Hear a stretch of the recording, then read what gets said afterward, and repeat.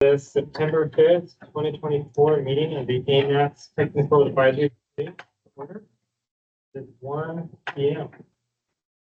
Roll call vote, please. Of course. We'll start on the other end. Craig Lyon. Present. Bart Rudolph. Melinda Kohlhaas. Here. Brad Coy. Here. Ben White. I'm online. Luke Olin. Can you hear me? Dan, thank you. Can you hear us? Yeah. Steve Rubucco. I am here, but I can barely hear you. Great. We'll work on that. Sorry. Yemi Alimi. Present. Hey, Brian Lindemood. Also. And Taylor Keegan. Thank you. You have 4. Okay, here. Sorry, I'm shouting. Just to make sure. Aaron, just to let you know, this is Bart. I just joined as well. Okay, Bart, can you hear us okay, or is it really quiet?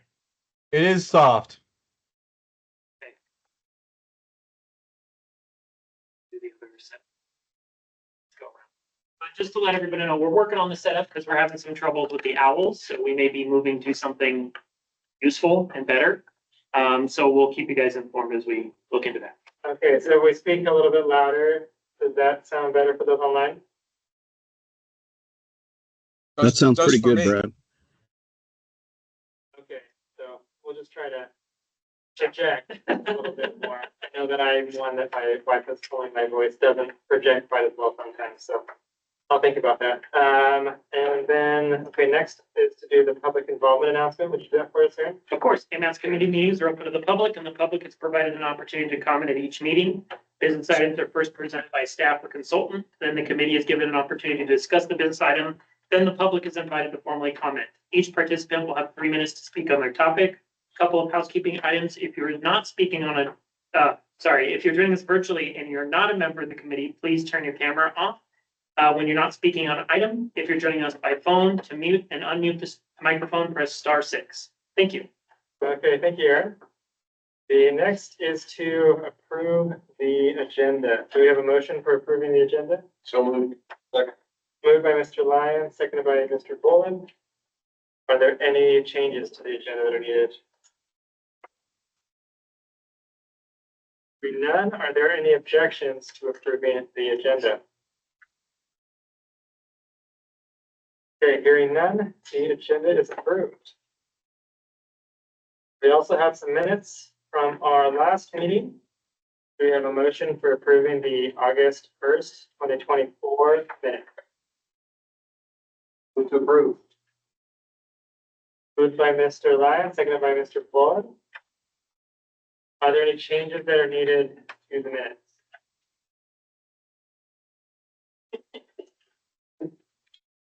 Okay, are there any objections to approving the minutes? Hearing none, the August 1st, 2024 meeting minutes are approved.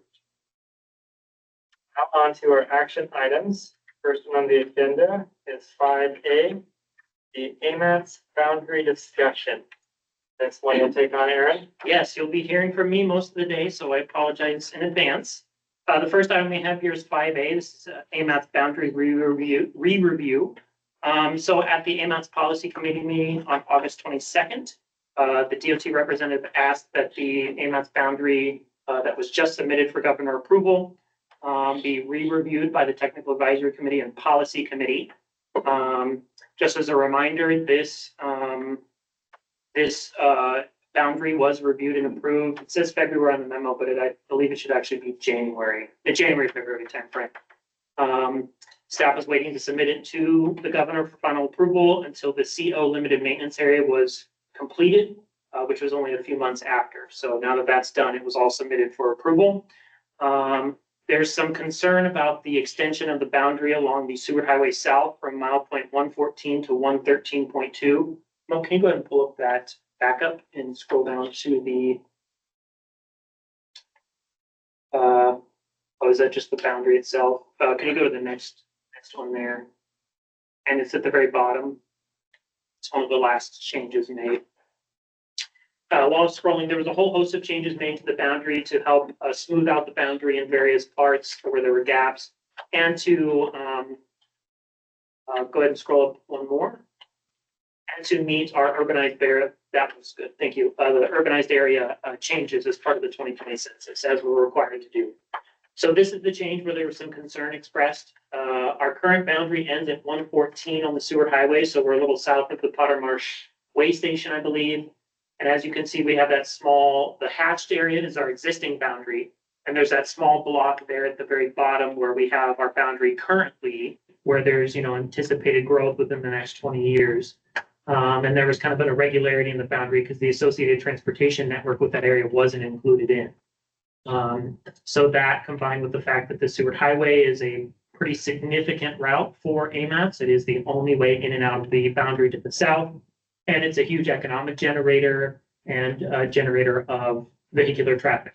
And so staff brought this forward as a recommendation to extend that boundary to ensure it is covered in all of our future planning efforts. There's some concerns about this boundary extension and what impacts that could have on projects in the area that are slated to begin soon.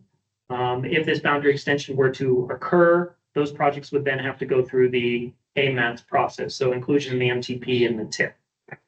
And so it was asked to just take a look at this boundary again, have a discussion whether or not this inclusion of the Seward Highway in this portion really is something that AMATS wanted. So staff is following what was asked at the policy committee, and it is before you today for a review and discussion opportunity if you're interested. Thank you. Okay, thank you, Aaron. Are there any questions or comments from the committee?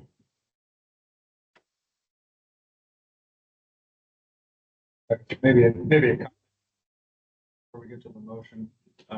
Really appreciate all the information provided by staff. DOT is still looking at the information provided, and at this point, we're looking at tabling this until the next meeting when we've got a little bit more of a specific ask or a little bit more detail.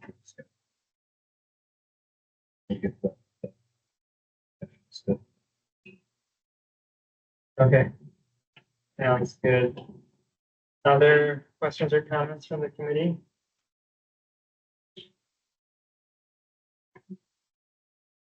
Chair, is there any implications on waiting for the next meeting as far as getting boundary approved? Yes, thank you. So we did list it in the memo and I forgot to mention it. We do have a little bit of a timeline associated with this boundary. We are required to either update the boundary no later than the next scheduled MTP update after October 1st, 2023, which would be our next MTP update, or within 4 years of the designation of the 2020 urbanized area boundary, December 29th, 2026. So we need the boundary approved before we can begin our next MTP update. And we're meaning MTP update here. I don't think it includes amendments that we need to do to the MTP. We're still getting clarification on that just to verify. So, just as a friendly heads up, we can't delay this indefinitely. I think a meeting or two delay is fine. We're probably not going to have a meeting in October because we need to do an MTP work session instead. So it may be November that this is available. But we can work with DOT if that's okay.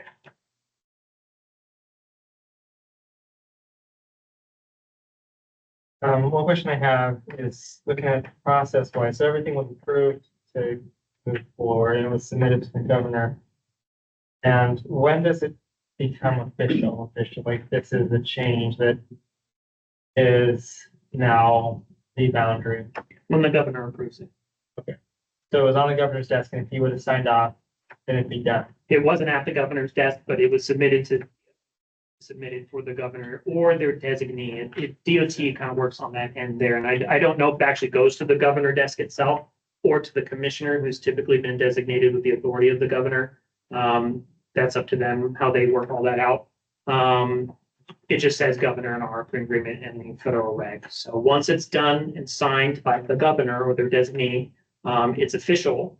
And then it goes to FHWA, FTA for information and for inclusion in their system. So they see what the final boundary is.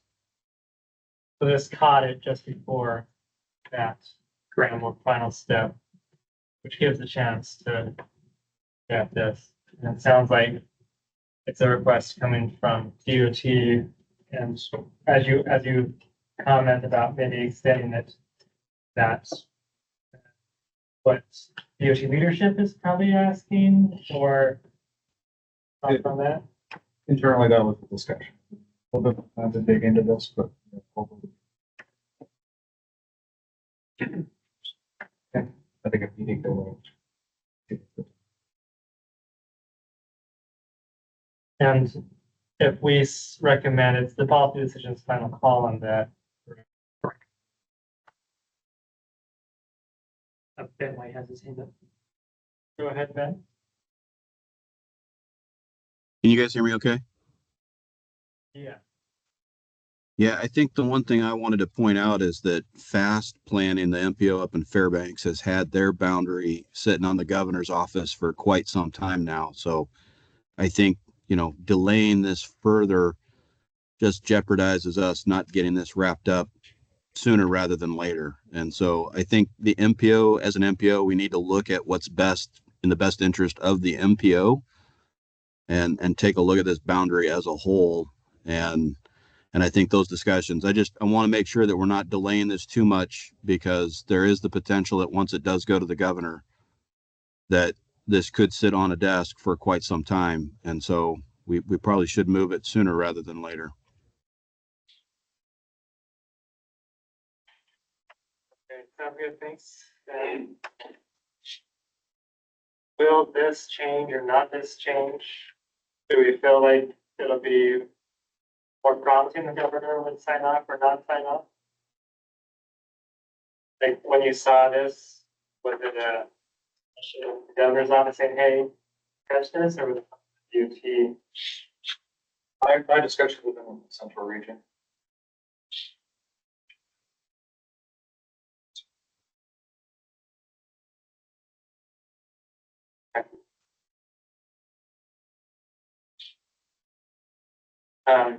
Okay, that sounds good. Any other questions or comments from the committee? Are there any comments from the public? Okay, go ahead. Hi, James Garzik, DOT Planning. Just to clarify, the approved boundaries have not been transmitted to the Commissioner's office for approval. We held off after discussion with AMATS staff and internally regarding project just inside of these new boundaries, but outside of the current boundaries.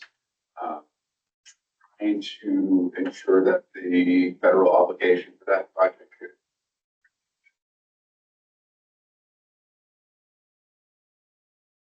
So we put it on, we were holding on to it, and then there's conversation about, well, what exactly is the best interest? This boundary came up, so it's currently sitting on my desk.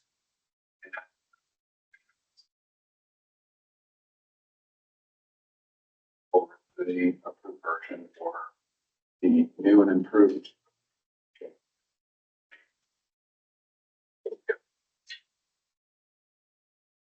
Okay, thank you, James. Appreciate that information. Are there any other comments from the public?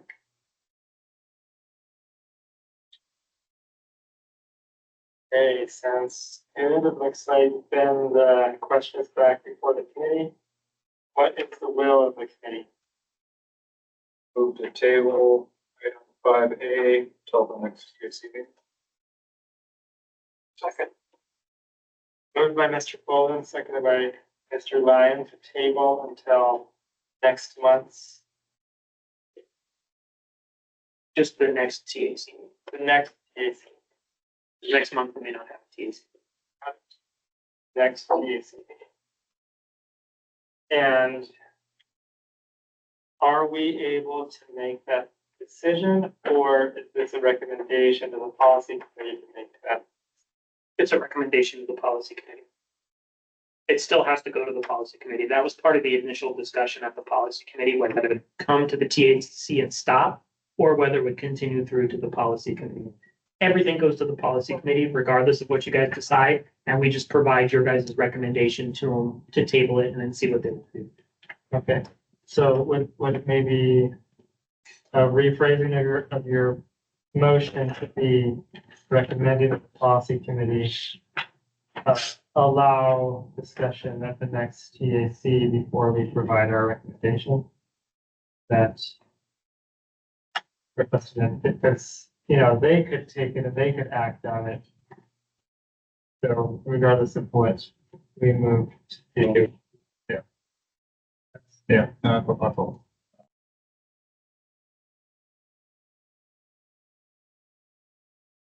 So, have a motion that we recommend to the policy committee to allow the technical advisory committee to review this at the next meeting when additional information is available. Does that sound good to the second? So that'd be a friendly amendment for it. The second agrees. Okay, great. Thank you. Okay, any discussions on that motion? Just friendly amendment?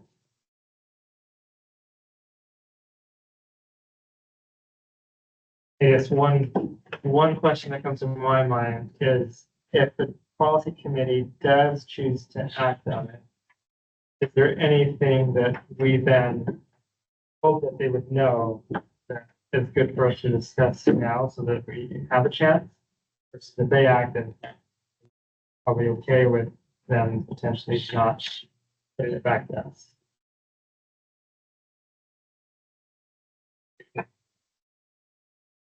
Thoughts on that? I think we only make recommendations anyway. Presentation will be by staff or someone else to the policy committee if they decide they want to act on it. So, If you guys have any additional information you want to pass along to the policy committee based on your technical expertise, you can incorporate that in and just let staff know and we can include it in the memo. Okay. Does anybody want to weigh in on thoughts of things to have the policy committee consider as we?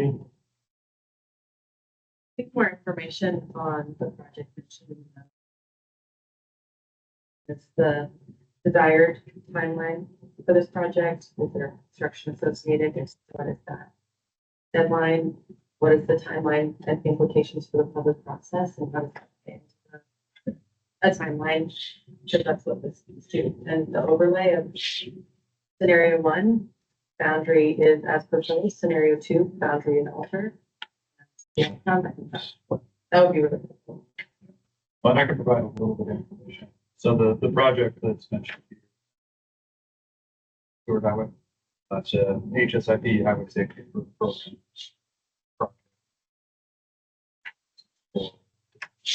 So we still have an opportunity to this into the tip, get this.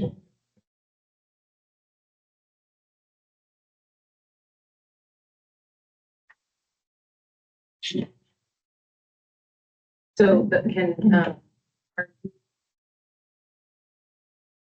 James able to summarize or help me understand what the implication is if it doesn't, it's just a design in early stages?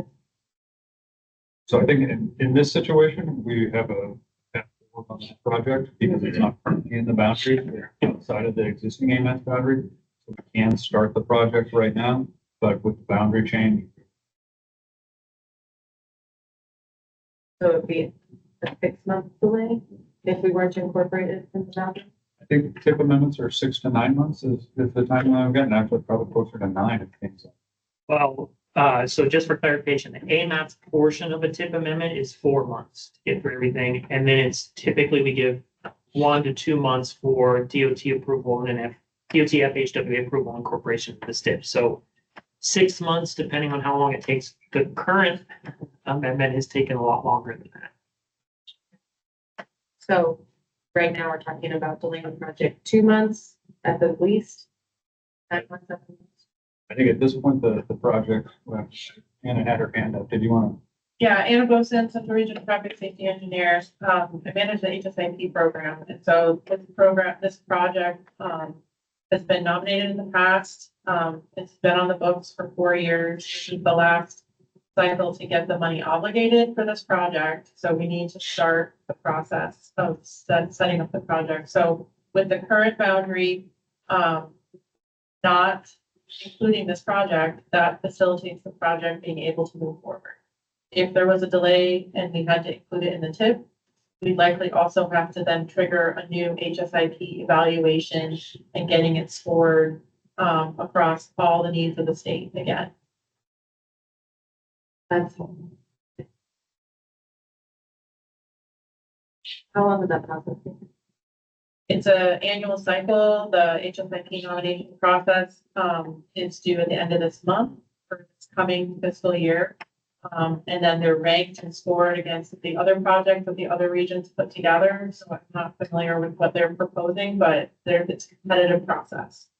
And likely we'll find out for this cycle what's been selected for funding after the new year. So depending on the TIP process and all that, I mean, you're looking at another year plus of delay for this project that's been programmed for 4 years. I guess another question, is it helpful to have a decision on this by the end of this month? The HSIP cycle, that's things that are due this month. I know that wouldn't be the governor yet signing off and having the boundary for sure changes at the time, but you knew that was the case, that AMATS was It voting. wouldn't necessarily impact the design start. What it would impact is the construction. Because if that pot of money needs to be incorporated into the TIP, then we're losing a construction season, which is the bulk of the nomination. It's really, a limited scope for design, and the bulk of the funding is held up in construction. So that would be a delay for HSIP.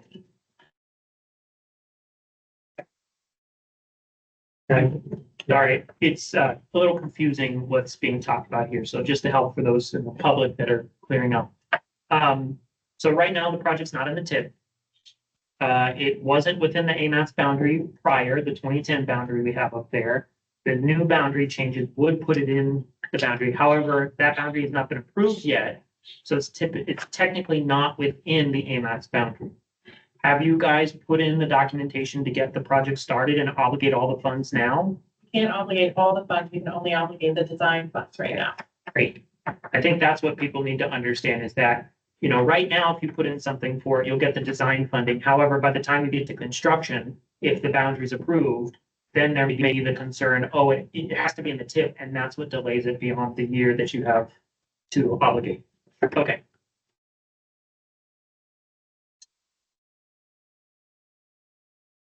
Does seem like there's quite a few different things at play here. One question that I'm wondering might be helpful to know, if you delay at a different meeting, the possibility is implications related to the Safer Seward Highway. I know that talk about funding question that's come before the committee of money in the MTP and the cost of the project being more, and it being based on the section of the project in the MPO boundary. If now the MPO boundary is bigger, what implication does that have, say, the Seward Highway project too? It's something I'm wondering if DOT has thought a little bit about that piece that plays into this. The mile, or the Safer Seward goes to mile 118. So that's in the boundary, whether this changes. My understanding is that this has to be rolled into the STIP amendment. The STIP amendment that's currently in it. Regardless of our discussion on this, that project is open. STIP amendment. So if the boundary is here versus there, it doesn't change the fact that there's still a portion of that project in the boundary. There's still going to be the discussion. It might just mean more of it is in there, more of the cost of it has to be accounted for in the MTP. So I think that's part of what the question is with Safer Seward right now is the cost increase and how they account for that money and stuff like that. But either way, it's pretty. Somebody with their hand over there to turn the lights over, but thanks. I did. Yeah. Aaron had his hand up. Yeah, so this boundary change would not affect our current MTP because it's set with the boundary, which is the old boundary. This boundary change would affect future MTP updates where we would have to account for it. So we don't have to go back and say, oh my gosh, there's been a change of, that's captured in the next MTP is my understanding.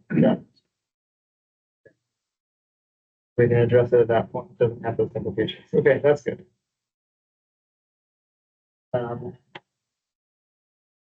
Okay, are there any other discussion?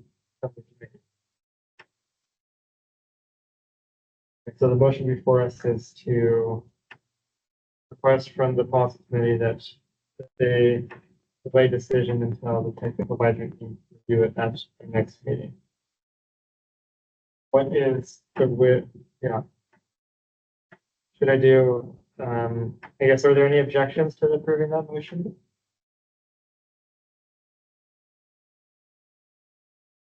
Okay.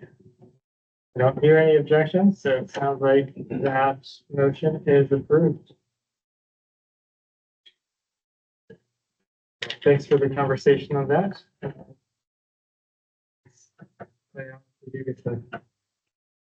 It's next meeting.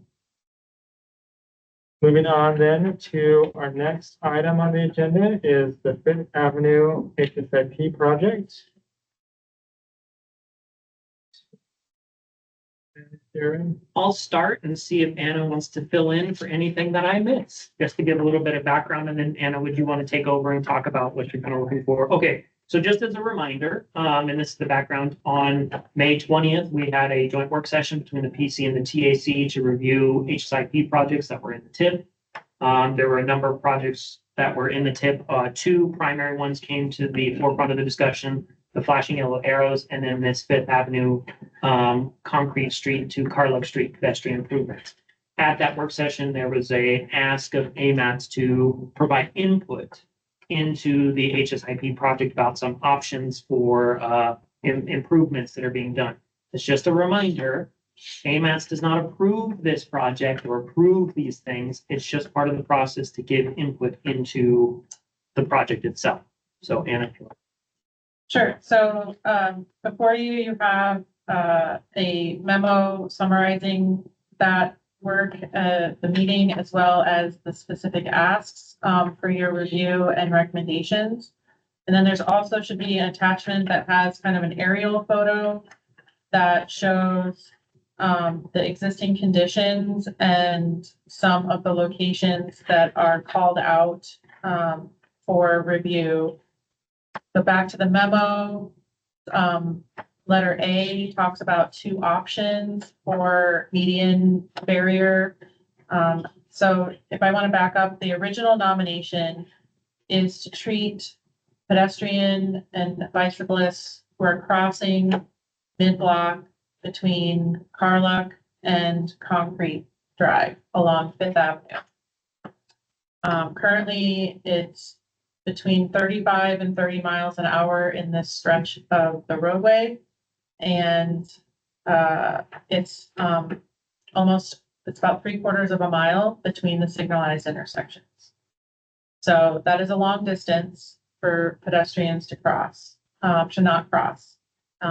So the goal of the project is to deter them from crossing mid-block where we've had crashes, but to also improve the quality of the pedestrian experience to make it more enticing to them to get to the existing signalized intersections at Concrete Street and Carluck. So some elements of the project include not just some kind of barrier to deter them from crossing, but also some enhancements of the existing walkway. So ADA improvements, some lighting in the area, some improved sidewalk treatments there to make it more ADA compliant, removal of a couple of driveways that are not being utilized or that do not meet our current standards for access along this route. And so the original treatment was something similar, was proposed to be something similar to the Minnesota Drive between Northern Lights and Benson. And that study does have a crash reduction factor associated with it. However, that study also points to a number of other options to consider that would still have that same kind of crash reduction factor. So I included 2 Google links in this, as well as from, I think, our May meeting minutes. So I'm not sure if you're able to pull these up and click on them. These are specific locations that were cited in that study, so you can get a visual of what we're talking about. Now, the difference between this particular site and the one on the screen and what we would propose is we do have a limited amount of space in the median. So the type of plantings would be much more minimal. And in some cases, we may not be able to have plantings at all if it's not a certain width. So although this looks nice and vegetated, I would caution you to not expect trees and nice plantings in the median that we would propose based on limited space. And then the other option back in the memo, yeah.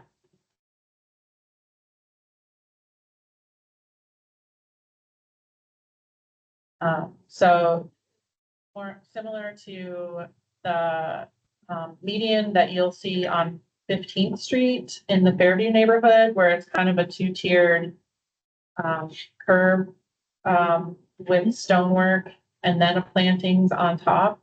Again, the plantings would be minimal, not only for the space limitations at this site, but also for maintenance.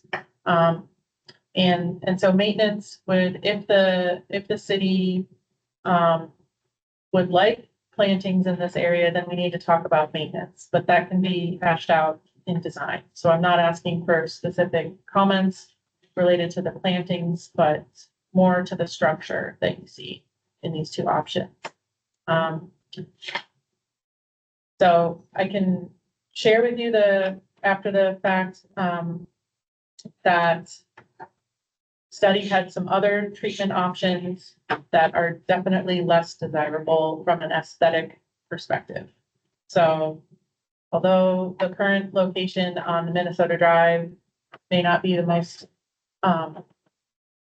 loved treatment, when we look at the study, these 2 and the one on Minnesota Drive are definitely, from my non-landscape architect mind, much more preferable than even some other treatments that other DOTs are using.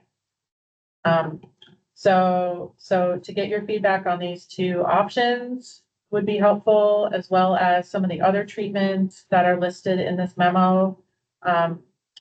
In the May meeting, I also provided a field report of staff going out to the site, and we walked the corridor. We looked for well-worn paths and places that people are accessing this corridor.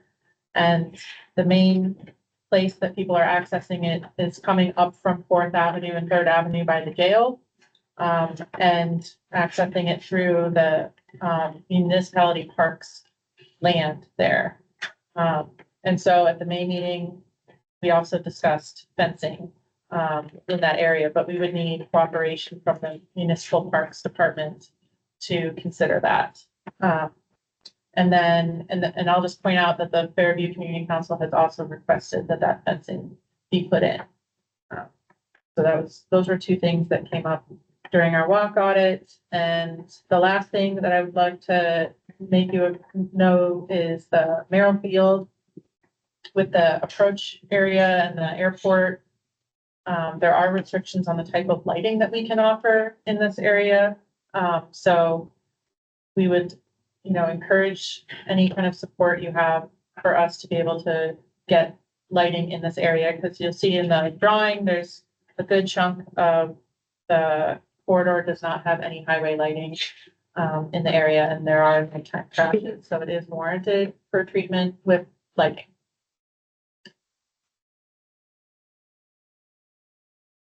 And I'm also open to other discussion points on this. This is definitely not a treatment all the needs of this area, for sure. We're trying to mitigate it for safety of severe crashes, but it's definitely not an ideal situation to continue to have pedestrians go out of their way to get to, you know, to their destination. Okay, thank you, Anna. Are there any questions or comments from the committee? I do have some concern about the frequency of this. I mean, I like. But DOT spent a lot of money, a lot of time, a lot of effort. So, like, full rock walls and stuff like that over on Muldoon 8 to 10 years ago, and most of them are broken. Or so something like this, particularly something that doesn't have a side. Full wall again, it probably.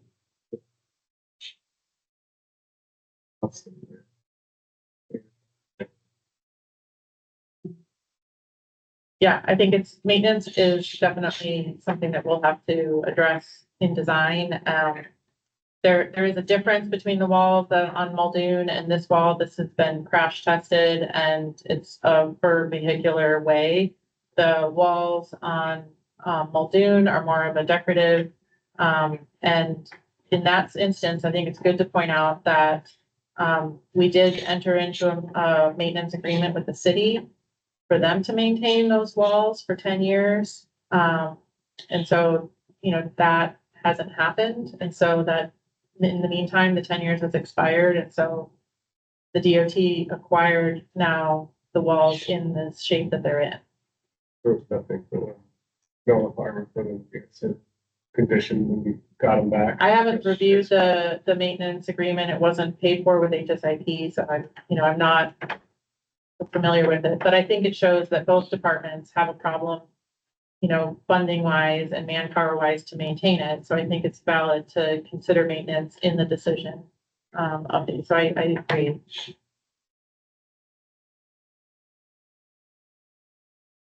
Any other questions or comments from the committee? Should we get some feedback from DOT first? Or should we wait for the public? Okay, sounds good. I just have a quick comment. What? I just have a quick comment. Okay, go ahead. I just absolutely thank you for allowing us an opportunity to collaborate. You know, hasn't always been the routine in the past, so I definitely really appreciate the opportunity.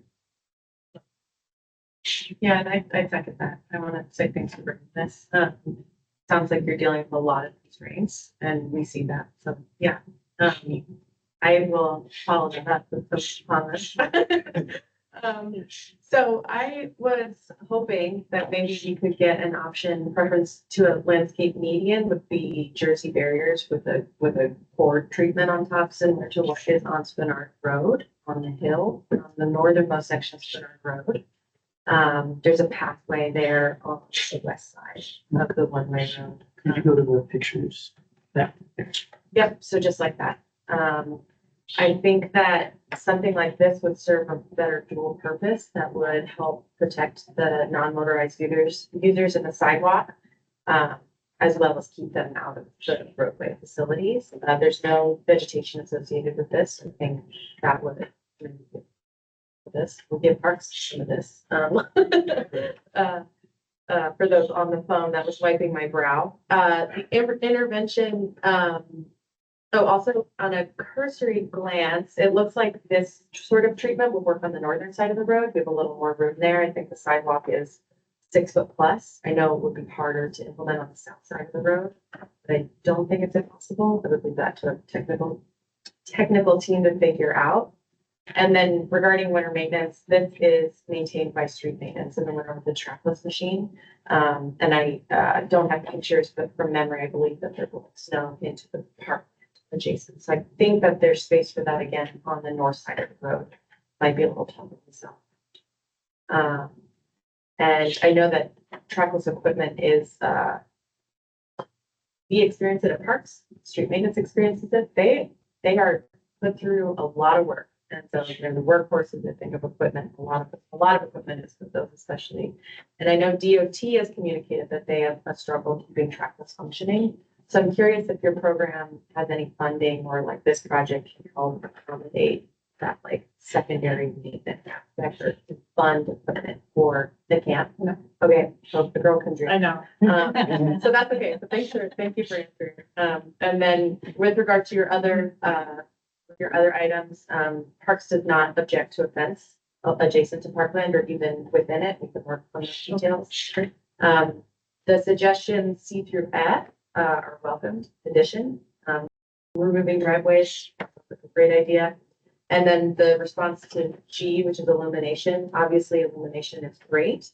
I would love to see something like this if we had to prioritize over like a large amount of illumination for the project. Because I think this, if what I have witnessed and what as a person in the city, I'm more willing to walk in the summer, walk around. And so this is a great summer treatment and would serve that. In the winter, I think we're dealing with a lot of factors. Lighting would certainly help, but I would prioritize this over lighting if we have to.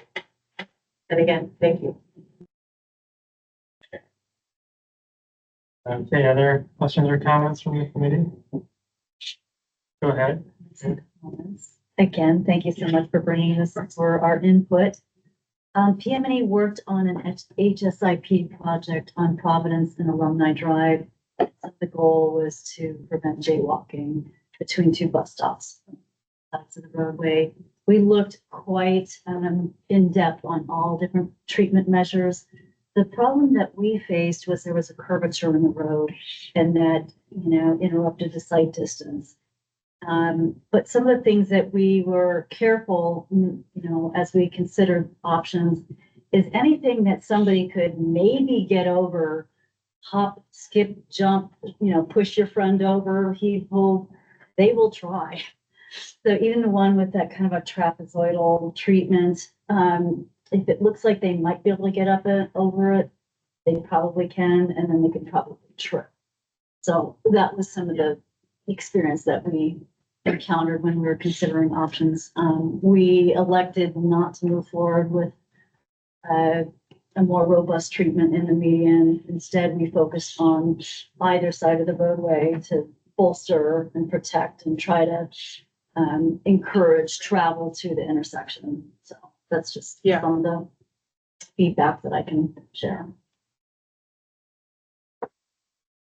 Okay, thanks, Linda. Any other questions or comments from the committee?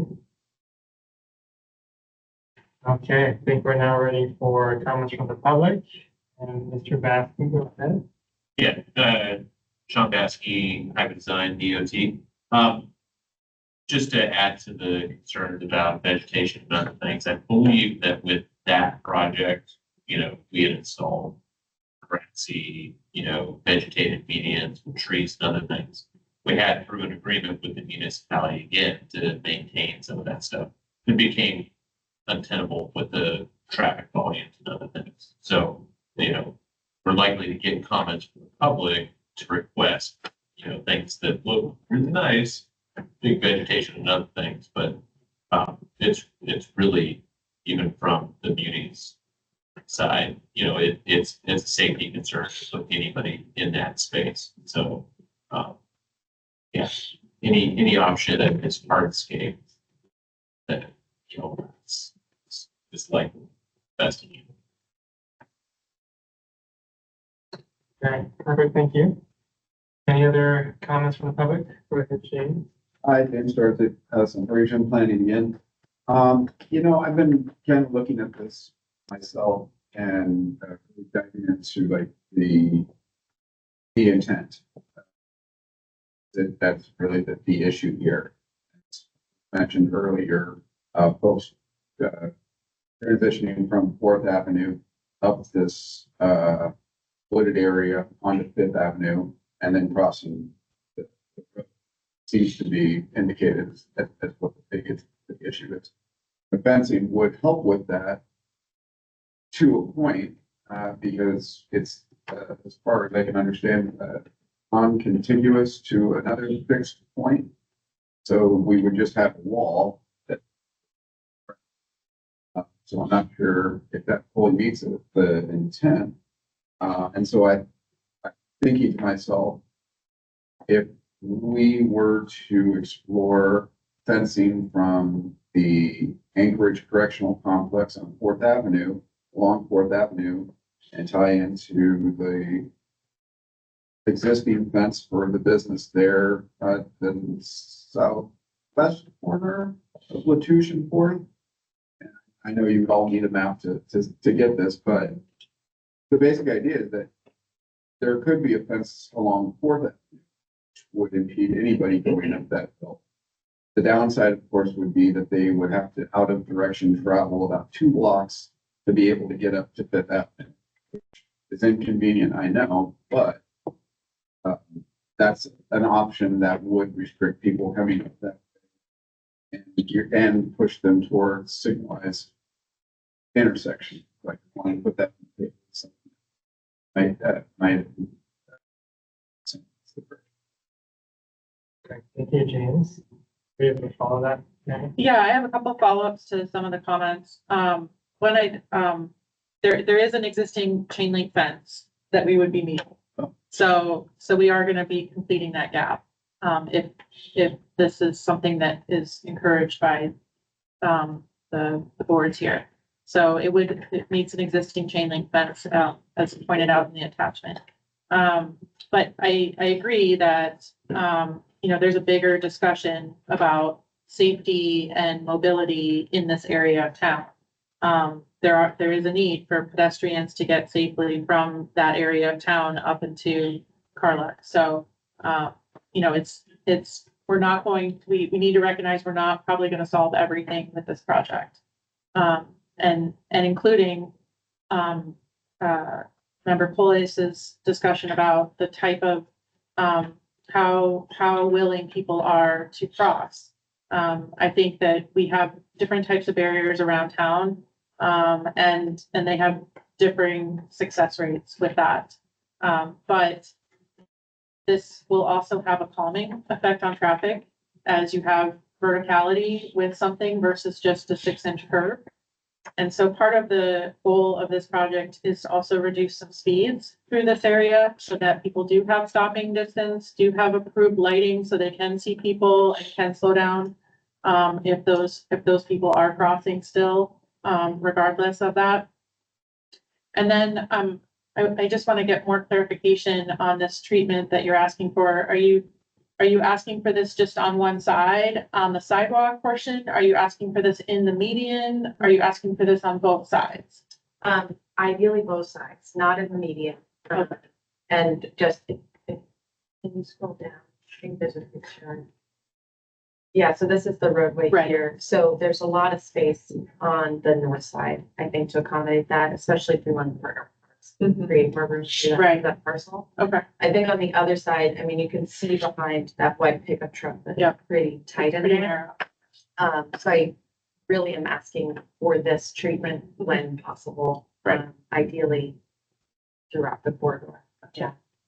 Yeah, and not to bring him into the discussion, but Noah, the project manager, is also here, and we went through the northern part, and we agree we have a lot of right of way in that area.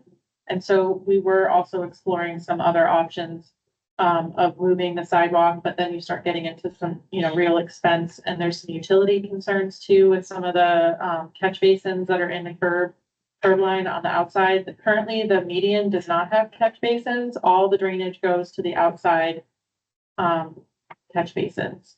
So there's also a retaining wall that's in this area of this picture that has actual kind of barrier on the exterior of it.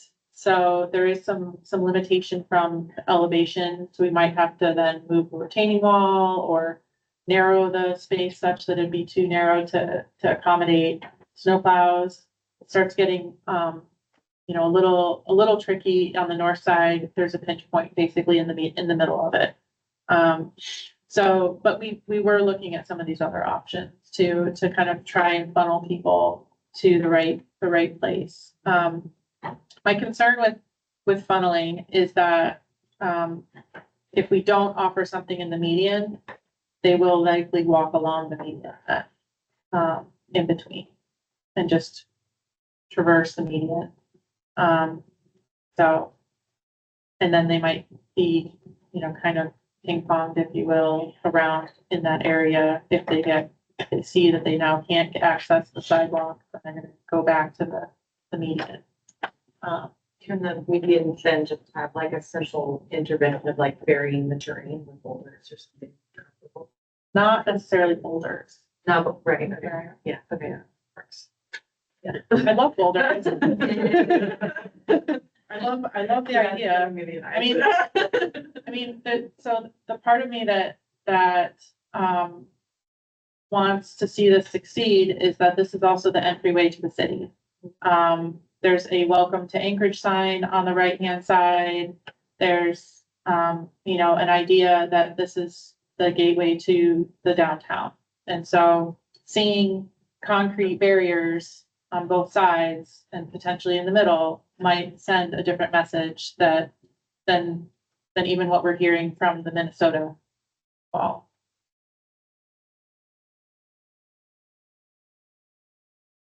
So there's a lot, but I do appreciate that you know, are thinking about this and also recognize the limitations of this project. It is definitely, there's a reason why it hasn't been dealt with because it's very tricky through this area. I appreciate the comment about aesthetics and that it is kind of welcome gateway. You know, as I drive the diverging diamond area and then look at some of the walls that have decorative features in it, I do think that enhances Anchorage. One thing that I think would be good is anytime that you can keep those decorative features as hardy as they are, offset from the roadway, you know, the more likely that they would be not damaged from triple hits. So, you know, maybe if we could have something, or just an idea, these are all just input, of having some decorative feature as a retaining wall on the backside of the PED facility that you can see from the traveling public and then would be enjoyed by pedestrians. And then the protection piece would be maybe a little less decorative with more Jersey barrier and then the cable feature. But I like the idea of incorporating. I think it's beneficial. Just keeping those decorative features farther away.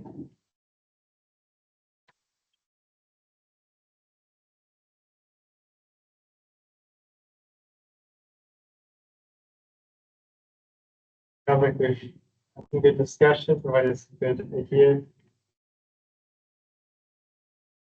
Any other questions or comments from the public?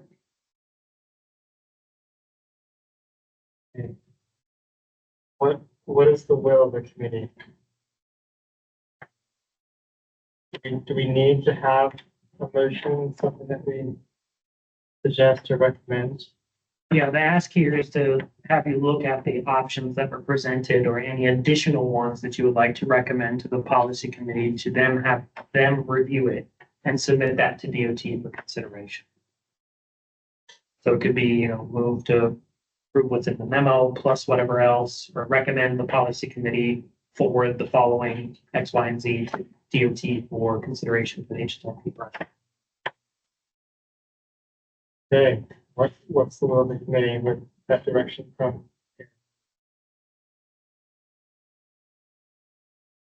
I motion to just. I didn't what I said. How would we do that? I'd like to motion to incorporate the comments that I provided about providing another option that considers pedestrian facilities or a barrier between pedestrian facilities and any traffic. As well as approving any coordination with Parks and Recreation. And the committee also approves of comments C through G. Maybe one thing I'll suggest is that that motion also include forwarding all of this as part of it with those as additions, Thank you. so that it encompasses everything. Yes, Okay, thank you. so we have a motion on the floor. We have a second. I'll second. Okay, so now it's 5. Forward or motion made by Ms. Keegan, second by Ms. Kohlhaas. It's been provided to us with the additions being provided. the two you mentioned were Parks and Rec's willingness to have the fence buffer between the travel way and the pedestrian option. Capture that correctly? Yeah. Okay. Are there any, Who was the second on that one? Melinda, Thank you. do we have any amendments or anything else to incorporate into this motion?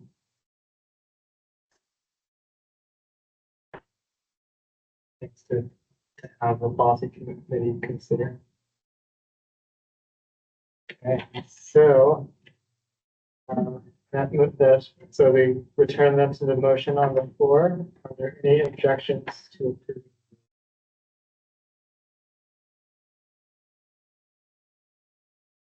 Okay, hearing none, that motion is approved.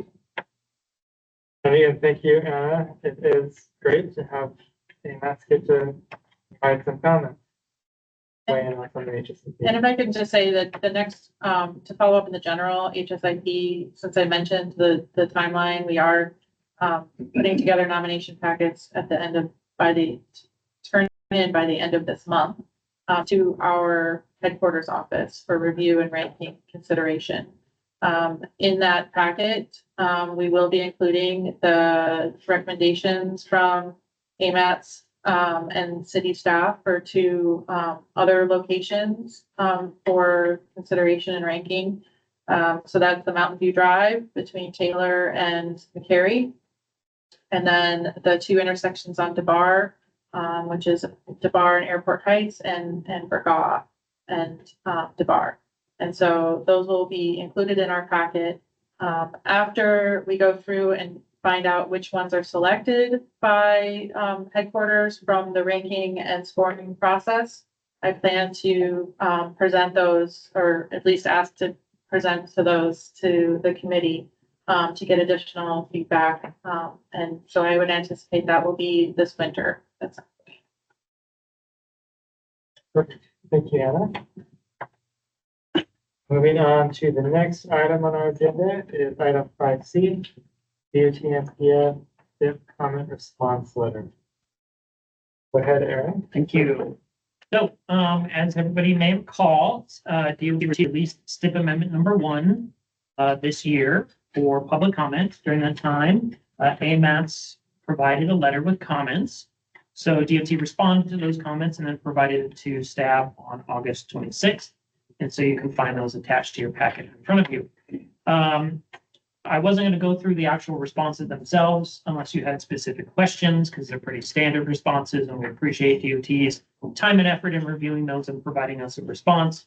There were, however, 5 items included in the memo from the commissioner's office to AMATS that I'd like to bring forward for consideration right now and talk through them. So the first 4 are all related to the TIP. So I'll just quickly go through those and then get to the 5th one. So the first one for the TIP is a request to have total project cost shown throughout the TIP.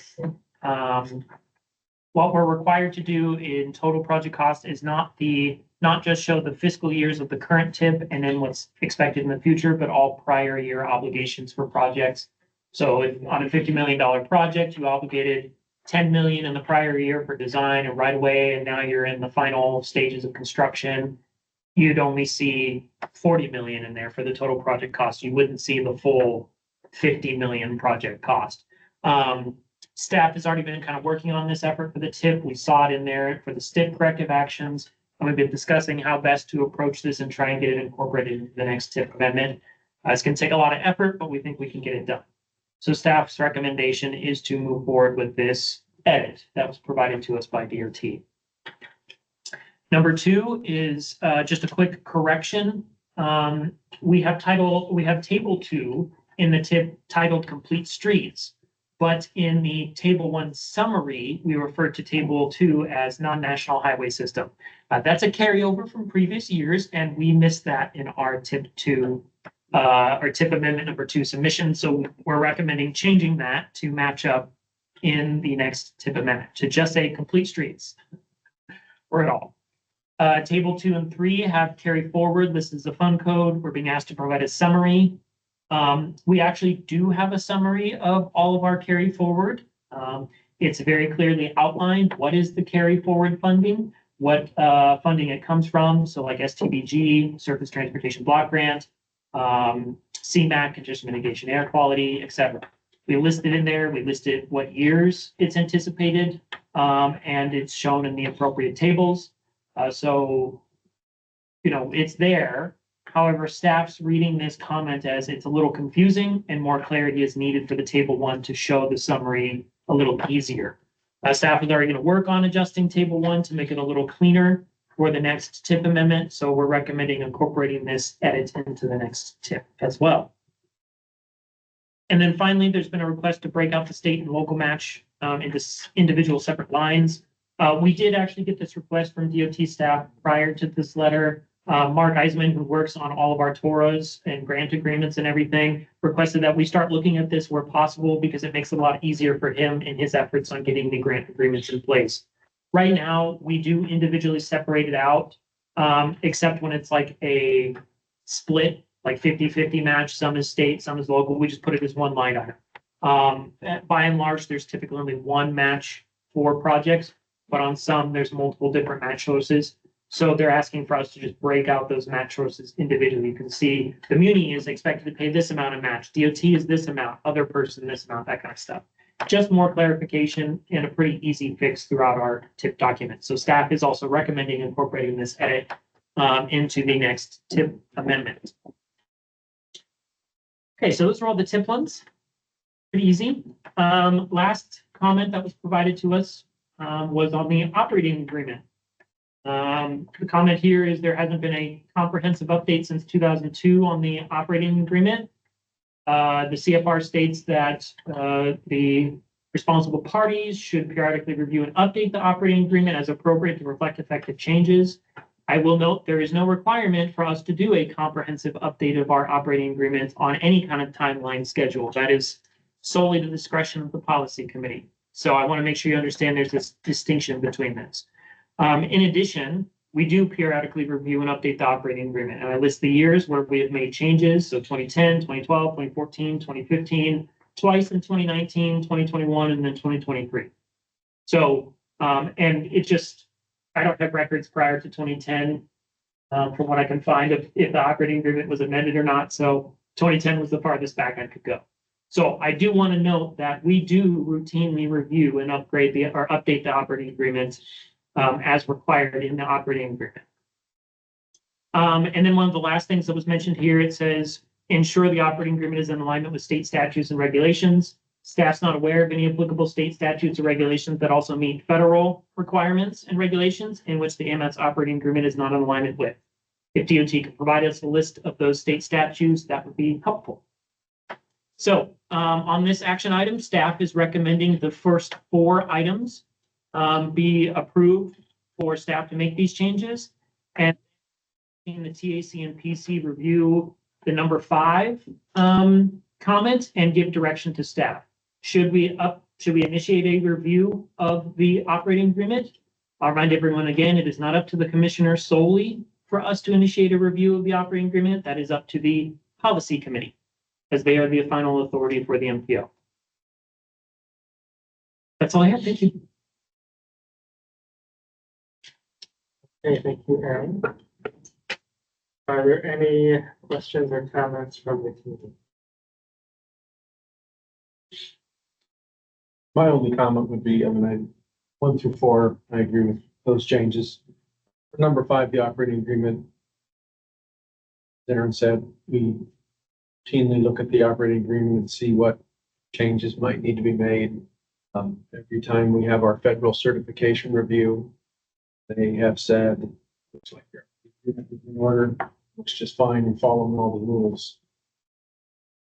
For the most part, as the operating agreement. So don't see reason to scale anything of the operating agreement. It seems to be working. Some changes, minor changes we could probably make to be things, but we do that. No interest in Okay, thank you, Craig. Are there other questions or comments from the committee? Yep, just one, Brad.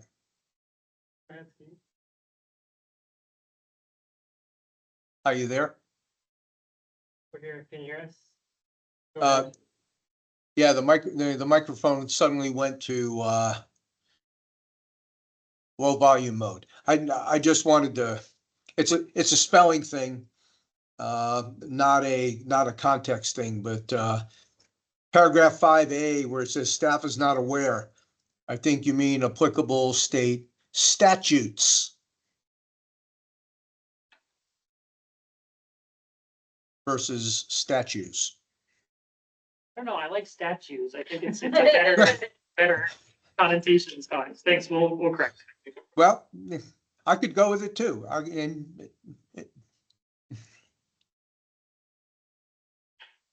So good catch.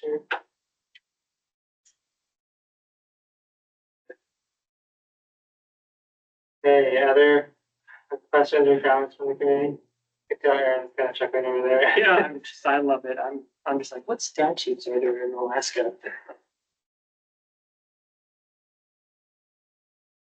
Okay, are there any comments from the public?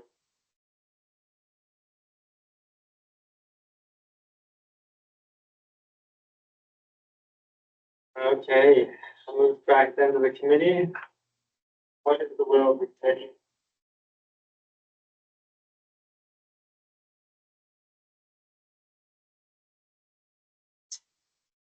To recommend that, to the policy committee, incorporation of items 1 through 4, and seek additional information from DOT on see that there's updates that are not in line with state statutes. Requirements. Okay, moved by Schoolhouse, seconded by Egan. Any discussion on the motion?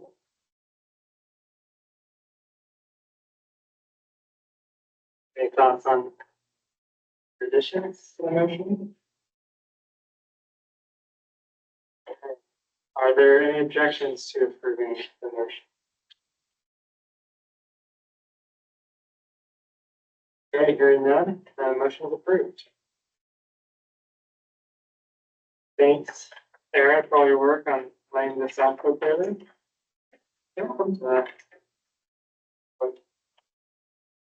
Since that gets forwarded to the policy committee. The next item on our agenda is item 5D, letter of support for Culvert AOP grant application. Hey, so we did get a request from DOT, which I greatly appreciate that it was on time to get on the agenda. So thank you for that. DOT actually has asked a letter of support for a project they're looking at partnering up with the native village of Clutna on for the North Fork Campbell Creek Fish Passage Improvement Project. It's a mouthful. The grant application is actually included in the agenda, so you can read through it if you are interested. This looks like it'd be a pretty good grant. Not a whole lot to say here. Sorry, I'm just trying to fill in time. I think it's a good project to help with the culverts needed for the North Fork Campbell Creek. And I recommend, staff recommends support of this letter of support. Thank you. Okay, thank you, Aaron. Are there any questions or comments from the committee?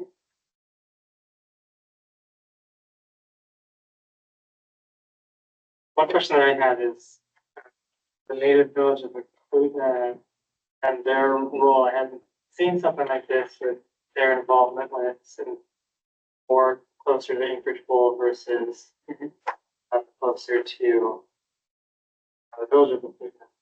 Just curious if this is something we've seen or maybe a new approach or any information on how that arrangement or how that's working out. Mark Eisenman, I see you're on. Do you have the ability to answer that? I do. Can you guys hear me? Yes. So, the reason we're partnering with the Village of Eklutna is because part of the grant, if a native entity or tribe doesn't have any match requirement, so we're trying to move forward with a couple of projects that don't require DOT to provide any kind of match, and so Eklutna was nice enough to agree to partner with us for this project and be the lead applicant. Mark, can you state your name for the record, please? Well, apologies, Mark Eisman. I'm the Anchorage area planner for DOT. Thank you. Perfect, thanks for that explanation, it's helpful. And great to see partnering with Village of Eklutna. Are there any other questions or comments from the committee? Just go ahead, Melissa. It's more because I'm interested in also seeking grant funds for fish passage projects, but this project says that it's close to shovel ready. So I'm just interested in knowing that you can go through the design and then seek grant funding that can pay for work that's already been completed. Mark can answer that.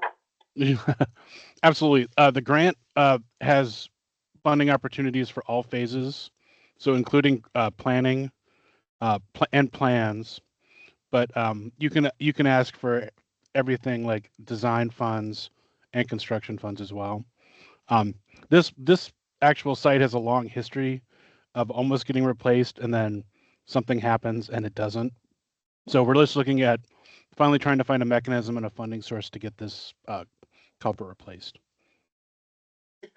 Just for clarification, Mark, you're not talking about getting a grant to reimburse for work that's already been done. This is only for stuff that hasn't been done yet that you want to move forward on, correct? Correct. Yes. Yep. Yeah. We're only asking for construction funds, phase 4. Thank you for clarifying that. Okay, any other questions or comments from the committee? Any comments from the public? Okay. What is the will of the committee? Motion to recommend the letters.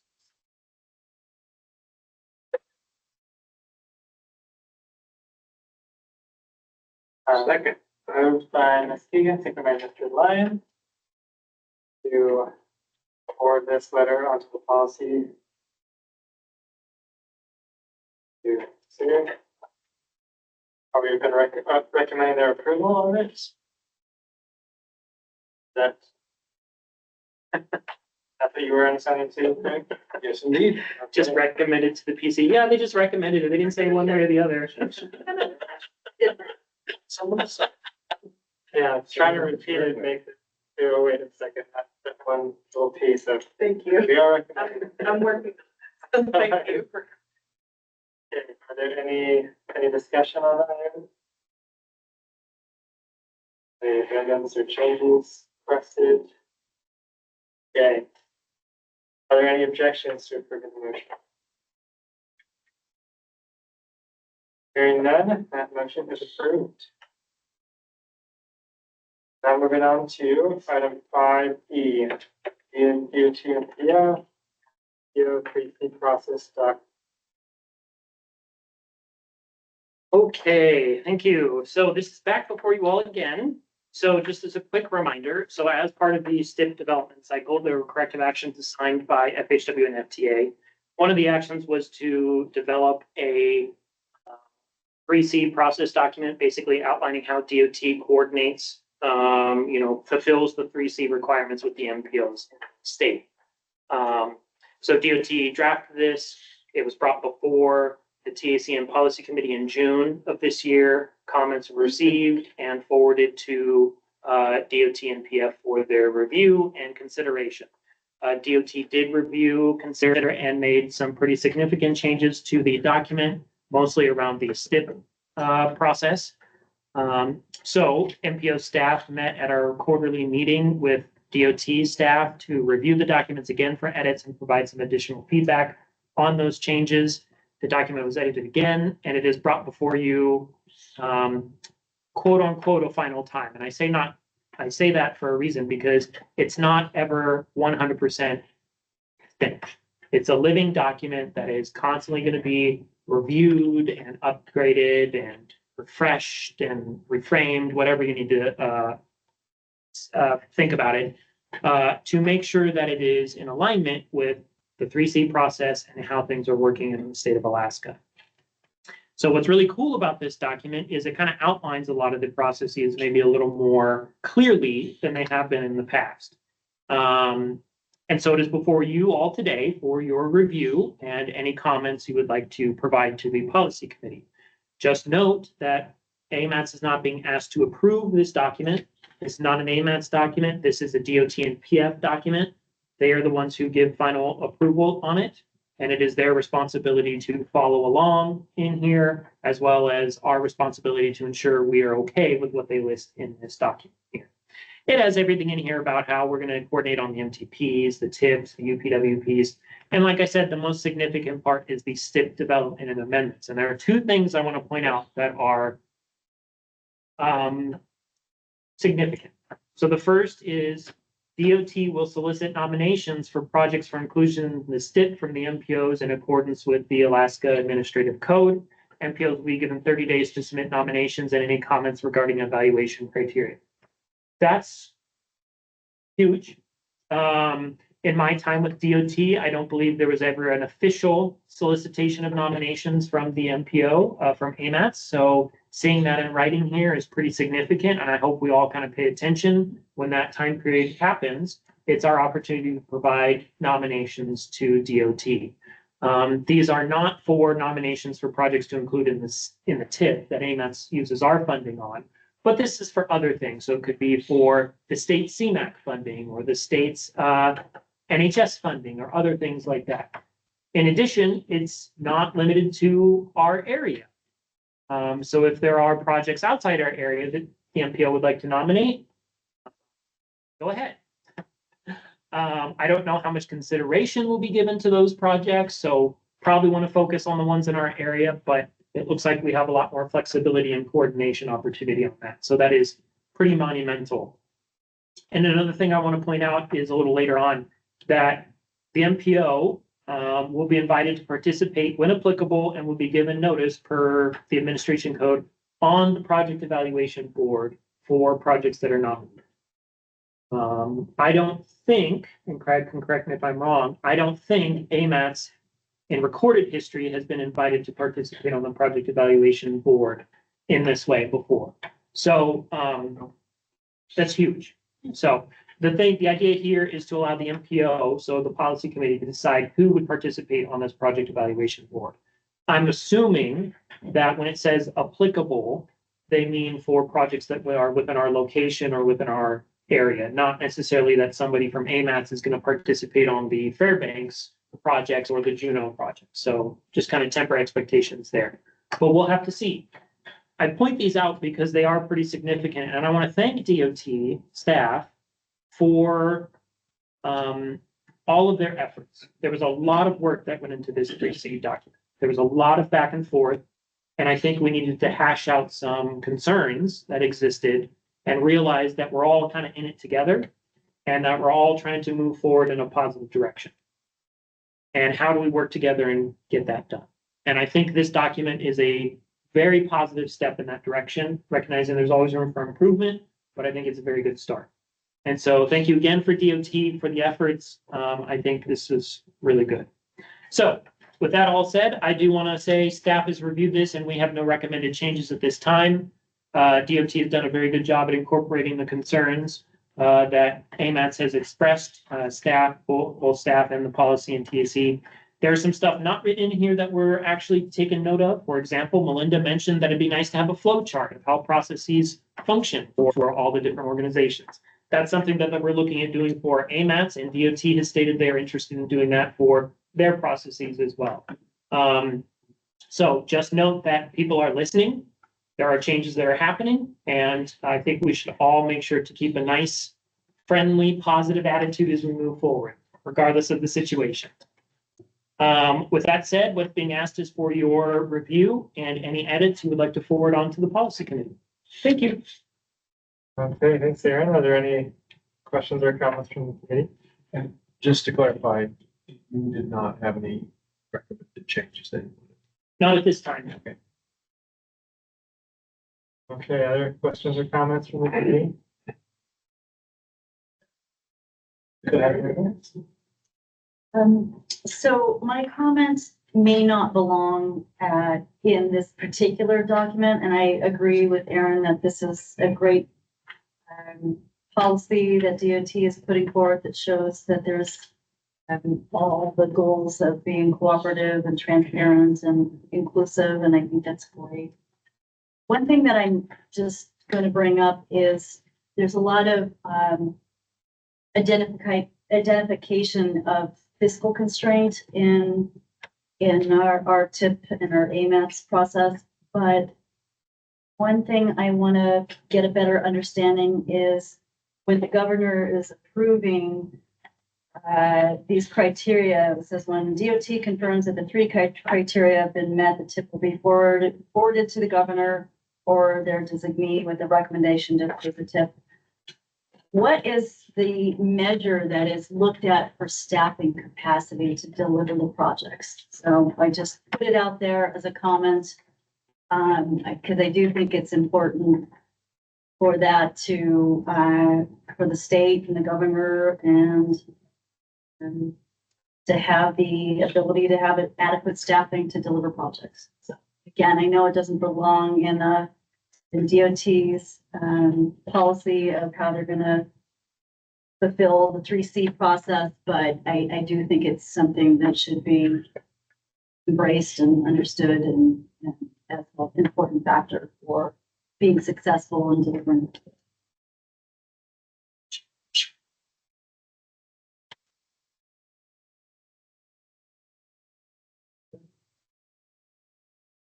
Any other questions or comments from the committee?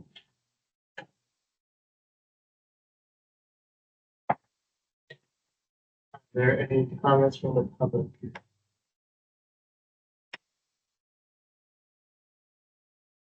I see that actually Ben mentioned online, and maybe it's helpful to read into the record. He says, thanks to everyone for the input and help to get this through. Ben White, chat online, show on record. Okay, any comments from the public? Bring it back to the committee. What is the role of the committee?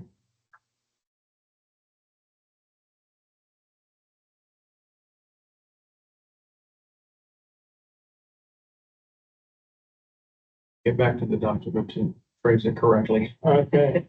Please. I would recommend that TAC the document as written by the policy committee. Yes. There's no real improvement. No problem. It's just if you guys have any comments. Just we support them as written. Do you move that we forward this document to the policy committee with no adjustment? Exactly. Sir. Yep. Okay, move on, Mr. Elias, anyways. Okay. Any discussion on that? Anything? Okay, are there any objections to approving the motion? Okay, the motion is approved. Thank you again, Aaron, for the feedback and the input, and everyone that was involved in that. This is great working relationship with the so thank you. Okay, next on our agenda is item 6A, the Alaska Safety Roadway Behavior Symposium update. So the next are just updates, no action. Correct. Okay, so we just wanted to get this out to everybody as quick as possible. We're running out of time, as you can see here. DOT is hosting a roadway safety, Alaska Safe Roadway Behavior Symposium. It's September 16th through the 17th. All the information is kind of above you or on the screen in front of you in terms of where it's going to be at. and the ability to register. So we provided the link on the agenda. So if anybody is interested, we strongly encourage you to participate. I believe this is open to everybody, and you're going to probably be seeing a lot more of these different type of events as Alaska DOT is pushing really hard on the safety aspect for roadways for users. So we really appreciate that, and just wanted to let everybody know. Thank you. Okay, thank you, Aaron. Are there any questions or comments from the committee? Any comments from the public? Oh, did you have something here? Oh, yeah, okay. Any comments from the public? Okay. Move on to the next item, item 6B, the Alaska Safety Partner Event. So here's another event that we're encouraging people to attend. So I can't wait for this one. So it's part of the outreach for the Strategic Highway Safety Plan and the different interest groups. An event is being held September 18th from 3:30 to 6:30 p.m. at the LUSAC Library. They'll be going to different communities as well, but this is just the one that's in Anchorage. So what this is going to be looking at is driver behavior and what does safety mean to you. So this is really an opportunity for us all as members of the public, the community, technical committee members, everything like that, to share your concerns and ideas for roadway safety in your community. I know it's roadway safety, but it's really also like vulnerable road user safety. That's one of the biggest focus that's going on right now. So we're really encouraging people to attend this event on the 18th. And on this website, there's also a community survey. So we encourage people to take the community survey that is being done as part of this effort. So we just wanted to get this also out to everybody and let you know about it. That's all I had. Thank you. Okay, thank you, Aaron. Are there any questions or comments from the committee? On this partners in safety, I do have a question of whether the municipality is partnering at all, if the findings of this are going to be shared with municipality, if it's focused on maybe DOT versus MOA facilities, or what opportunities there are for us to partner on this work, or how this is being envisioned with that, like what's the outcome? What is this being used for? Those were the first that I had heard of this one. I was aware of the other one. So just made me wonder about that. Probably have to get some of that info from them. I don't know. I do know that DOT is responsible for safety on all public roads, so there's not really a consideration for ownership in that regard. It's part of their performance measures. I don't know if it'll be limited to DOT roads or not. I'll have to ask. And then in terms of what this is being used for, I think it's being used to feed into improvements that need to be made within these various communities that are having pretty significant safety challenges, like Anchorage. You know, if you go to the Strategic Highway Safety Plan and you look at the vulnerable road user lists for both segments and intersections, Alaska is the top 8, I believe, for both of them. And they mentioned in a meeting that if they hadn't accounted for population to control, they wouldn't have left Anchorage at all in terms of safety concerns. So I think at this point, any opportunity to get safety information, to hear from people, should be jumped at to try and make changes to our community. Do you guys know DOT who's reading this? Is this Let me do a little work on me personally. See, let me see who's running this thing, get a little bit more. I mean, I know who's running it. It's a statewide safety group. So it'd be like Mary McCrae, Tammy Kramer, and that group. Got it. Okay. And now I wonder if the symposium is kind of dovetail with it and it's going to be also talking a little bit more about it. Okay, sounds good. Any other questions or comments? Any comments from the public? Ready up already? Maybe. Okay, looks like we're good then. So moving on to item 6C, FGP amendment number 1, work session, October. So last month, we mentioned that there might be the possibility of an MTP amendment needed. with the significant change to the cost estimate for the Seward Highway project, portion that falls within the MPO boundary. So staff is trying to figure out when to get everybody together to have a discussion on this.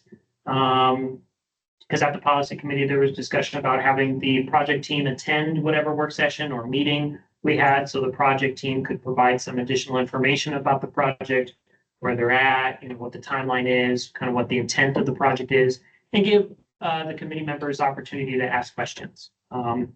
And so we're looking at, right now, there are no action items for October, or there weren't when we put this together. So the thought is maybe what we can do is kind of cancel our normal TAC and PC meetings and instead hold kind of like a special meeting for the focus to just be on the MTP amendment. To get the project team there, to allow the discussion to happen, and to get direction from the policy committee with input from the TAC, what to do with the MTP amendment. Because staff is not sure what to do at this point, because there are different options on funding availability. Do we have to stay constrained to the amount we show in the current MTP? Is DOT going to be bringing more money to the MPO boundary to pay for this increase or to cover this project and not impact fiscal constraint? So those kind of things need to be figured out. And then the PC can say, staff, do this and bring it to us in November or December, whenever it can be ready. Because we'll have to do it in conjunction with the TIP amendment. So we'll have to do it at the same time. And the idea here is just to give everybody a heads up, DOT is going to have to come to this and make their case on this project and how it will be paid for. AMATS staff is not going to be the one coming to the meeting and say, here's how we think it'll be paid for. DOT needs to do that. So just want to provide everybody a heads up early so we can get that information together. And to see if anybody has any objections with a work session meeting type of thing in October. Okay. Any questions or comments from the committee on? One question, Aaron. So you mentioned that the MTP amendment goes forward parallel with the TIP amendment. Is that always the way that happens? Yes. So for example, the Safer Seward Highway project, it's just easier to say that, the Seward Highway project. If there's a desire to get that project into the TIP, we need to amend the MTP to show that it's still fiscally constrained, whatever that option is. Because that's part of our kind of responsibility when we put projects into the TIP is always in a fiscally constrained MTP. We can include it in the TIP. So, and to help ensure that there's not additional delays because the process is so cumbersome, we want to make sure we can do them at the same time and get them done within that 4 to 6 month window together. Any other questions or comments? Is the Safer Seward Highway the only piece that's being considered for the TP amendment, or are there other items that should be on our radar for consideration? I don't know at this point. We're waiting for final STIP approval. We know that the version was submitted to FHWA for final approval. I know FHWA had some concerns that they submitted or some comments that they submitted about projects that were shown in the draft TIP amendment that are still in the version that was sent to them. I don't know what it's going to look like in the final version, so we're really waiting to see what is formally approved because we don't want to make too many assumptions. It seems like the Seward Highway one, the cost is still more than what we show in the MTP, so that's a good bet that one will stay. But other ones, like for example, the Highland Road operational improvements, we show it is about $8 million in the MTP, and the STIP showed it as $19 million. So it's a pretty significant cost increase as well. But there were actually cost decreases in other projects, so it may even out in time. And so it kind of is a wash in that regard. But until the STIP is finalized, we're not sure where we stand, and so we have to wait. So with that said, we're hoping October is a work session. We may have to delay it a little until everything's taken care of for the STIP. So it is attached to delay it until we have STIP. So we know the final numbers of cost estimates and stuff, yeah.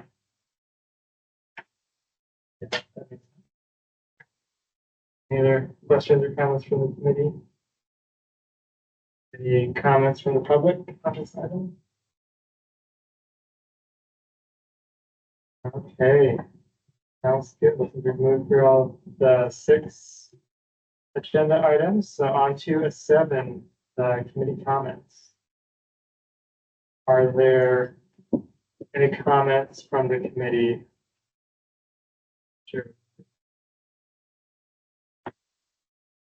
Okay, go ahead, next, Brian. I just want to say thanks, for the support on the grant opportunity there for the fish patches culverts here in Anchorage. Yeah, like Mark, I said, I think, that project just needs a little nudge to get going on that, so hopefully we're successful on that. Okay. Next week, you go ahead, Brian. Now that DOT is going to work with them.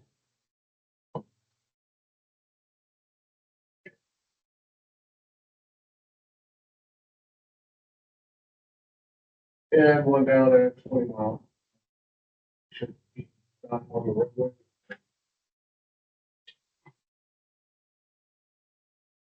Okay. 40 barrels. How long do you typically post the railroad to do this? Hours.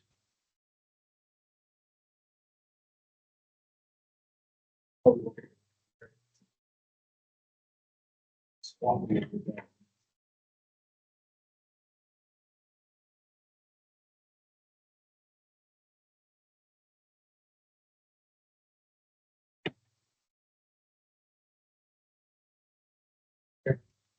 Time in for one passenger. We're ripping everything apart.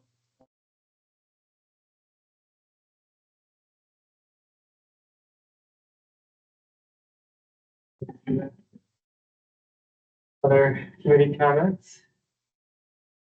Comments. I have some exciting news. So PME learned today that the municipality was successful as a recipient to receive $24.9 million in grant funds through the Safe Streets and Roads for All SS4A grant program. This implementation grant is for the Broad Street corridor safety improvements and other planning and demonstration projects. Project need was identified in the 2024 AMATS safety plan that uses the safe system approach with goals of implementing projects that will significantly reduce or eliminate transportation related fatalities and serious injuries. We are also proposing in the 2025 capital improvement budget match funding for the initial match for this funding obligation. And of 70 implementation grants that were awarded nationally, this is one that Anchorage received grant. I'd like to recognize Brandon Telfer, our PME design manager, for spearheading this grant application effort, and TBC consultants Donna Ryder Boutte and Todd Jacobson for preparing the application, and also my partners from traffic, Brad Coy, Chris Langley, Zach Hartman, our PME CIP coordinator, Chelsea Ward-Waller, Public Works Administration, Courtney Peterson, Maya Amor, and Ernie Gray for shepherding the application through all the signature process. And finally, from the support that we get from AMATS with Aaron Young and Ellen and all the staff members. We are really appreciative for all the support that we had worked together as a team. And it's very good news. It's one of the biggest grants that I've ever seen PME had in a long time. So securing this grant will allow an MOA to make high priority transportation safety. Thanks for letting me just read that. Yeah, that's great. Safety plan, what it's intended to promise to them. Apply for and receive a grant. That's what we said. It was a big woo-hoo in our office today. Just in time for this meeting. Okay. Other committee comments? One that I'll add is that we're excited that Donovan Camp is going to be joining the municipal traffic engineering department next week. The traffic calming pedestrian bicycle coordinator position. And so super excited about that. Thank you, DOT, for helping train it so well. We appreciate the partnership and collaboration. and yeah, being able to work together with you guys. So glad to have additional staff. Can be great partners as well. The other thing to announce is that our protected bike lane pilot project is going to be removed on September 19th. I was looking at the two items on our agenda, the Safety Roadway Behavior Symposium on the 16th and 17th, and the Alaska Safety Partner event on the 18th, and then the bike lane removal on the 19th. That seems kind of a little bit ironic, but you know, it's a pilot project and we've been learning a lot, and it will be great to have community input and find out what next steps are, as by the end of the year, we'll have a report about everything that we've learned on that project. So if you haven't yet, go bike the corridor, go drive it, go take a look at it. If there's anything that you want to provide feedback on or questions that you have, come reach out. But starting on the September 19th is when we plan to start the removal, intending to do it quickly so that there's not partial projects still up. Then hopefully it comes down and we'll see how that removal process happens. And we do plan to see what the next step is. We probably will not do a protected bike lane pilot next summer, just as we need time to be able to figure out how to do everything and kind of what next phase might be.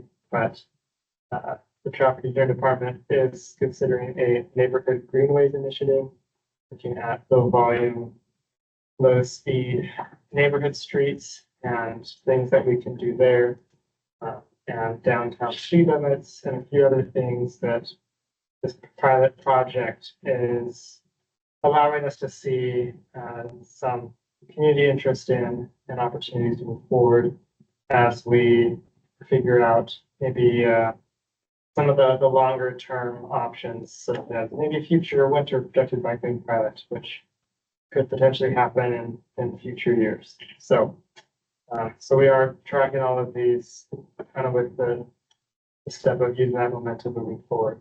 So we appreciate all the partnership. It's been a fantastic pilot with a lot of great DOT support and interest from the community and feedback at the assembly and the administration. It's just been fantastic to see a successful pilot from that standpoint of implementing and getting feedback and data collection.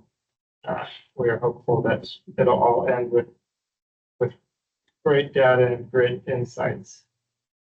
And again, success is not defined as the pilot remaining on these streets, but instead as learning all the lessons that we were set out to learn. And we are seeing that success of learning. So suggest future pilots as you do projects going forward. Okay, any other committee comments? Okay, looks like we're on to the public comments. Are there any comments from members of the public? I have one. Okay, go ahead. Just a reminder, AMATS is still down to just Christine and I for staff with most assistance. That is invaluable. We do have positions open and available, so if anybody's interested, please apply. Thank you. So, I guess one last other thing too is Jamie Acton is now has passed things off. She got an exciting opportunity to move over to FTA in Seattle, and so she has transitioned over to work. Bart Rudolph is now in the acting public transportation director role. So I think that's happened since our last meeting. So just thank you to Jamie. Revenue Department made her a sign. Appreciate all the work that she's done, and we're excited to have Bart step into that acting role to provide assistance. So that's why he is on the call today. So okay, let's see. Looks like on the agenda, there's no other items. It looks like we are at the adjourn. We have a motion to adjourn. Moved by Mr. Boland. Mr. Lindermid, we are adjourned.